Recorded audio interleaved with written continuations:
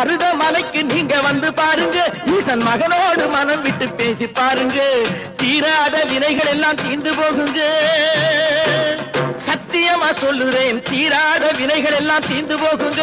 அது தீராவிட்டால் வந்து என்னை கேளுங்க, அது தீராவிட்டால் வந்து என்னை கேளுங்க.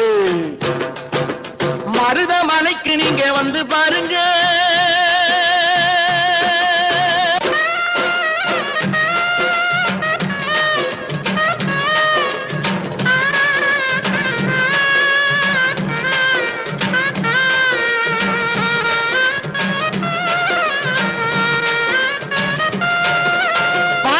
சிவனாரும் மிதிச்சமலை, இங்கு பாம்பாட்டு சித்தர் வந்து வசிச்சமலை.